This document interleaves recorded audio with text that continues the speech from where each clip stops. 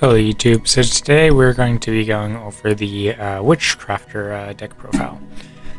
So let's get right into it. So we played 2 Madame Vere, 1 Hain, 1 Edel, 3 Shemida, I guess, I'm not sure, 2 Biore, 3 Pateri, something, 3 Jenny, 1 for 1, 3 Confusion, 3 Goods, 3 Extrav, 3 Creation, 1 Reasoning, 1 Upstart, 3 Metal Foes Fusion, 1 Holiday, 3 Droplet, and 3 Unveiling. My voice was feeling very weird today, so I'm kind of sorry if this sounds, kind of weird. 3 Vice Master, 3 Boral Sword, 3 Unicorn, 3 Phoenix, as well as 3 Cerberus. You could actually play part of not duality, Prosperity instead of Extrav. However, I thought that the +2 for this deck was much better because he needs to get spells to discard off of your Witchcrafter. So to be able to get spells that you can discard off of your Witchcrafter monsters, and at the same time being able to add another card from your deck to your hand was, like, I think it's just better than Prosperity in this particular deck. Another thing you'll notice is that we are playing 3 Metal Foes Fusion, and you'll probably be wondering why. So a lot of these spells are very good, but you activate them in your hand. Fusion specifically is a very powerful card because it activates in the grave. So you get additional advantage when you discard it off of your Witchcrafter monsters. And I thought that was very powerful, and the main reason that it is the reason that you played at 3. If I could have, I would have found other ways to other spells that activate in the graveyard. Of course, your Witchcrafter spells do activate in the graveyard, but you'd rather, just activate them than, discard them for the effect of your Witchcrafter monsters. So I was kind of like, kind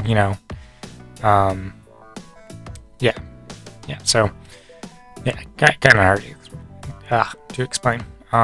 You play 4 of your big Witchcrafter monsters. I think at one point I was actually playing 6,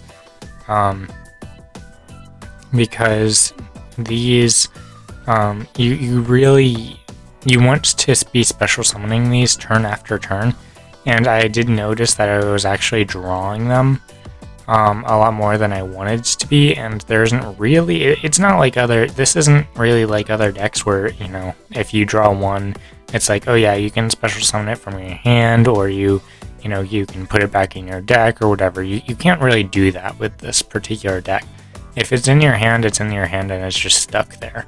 So I wanted more cards to, turn after turn be able to pump out these, monsters that can, just do things, whether it's popping cards or special summoning a Witchcrafter monster, or negating your opponent's face-up monsters, they're all very powerful cards. So the thing with the Witchcrafter monsters is that you can discard it during the main phase, quick effect, distribute it, discard a spell, special summon a Witchcrafter monster from your deck, except itself. That is with all of the Witchcrafter monsters, and mainly you're going to be going to special summon these.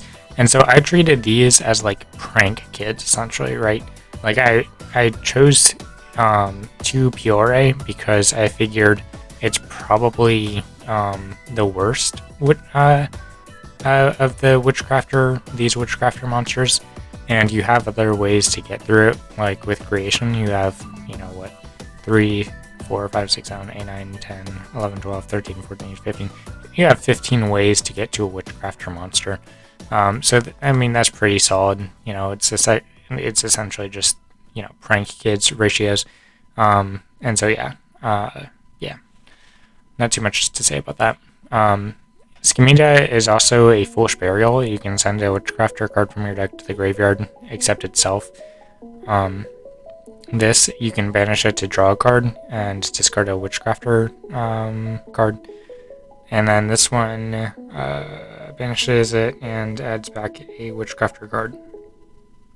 And then this one banishes it and a spell from your graveyard to essentially be the act as that spell. Of course, it has to be a Witchcrafter spell, but you get the point. It's still very good. So yeah, and 1-for-1 gets to Jenny. I found the fusion to be very powerful and the boss monster of the deck. And so you really do want to be special summoning this as much as possible, because this card is absolutely insane for the archetype. You didn't like Madame Very is kind of the win condition of the deck, but with Vice Master now, Vice Master is the new win condition, and it is so good. It is so powerful. Yeah, it's absolutely crazy. If that is why I say you can play Prosperity if you want to, because you don't really want to banish this card. But yeah, like it's nuts. Yeah, destroy a card on the field, special summon a Witchcrafter, add a Witchcrafter spell or trap.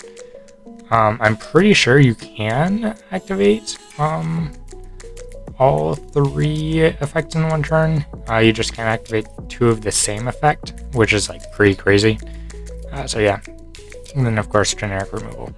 And for this was drop.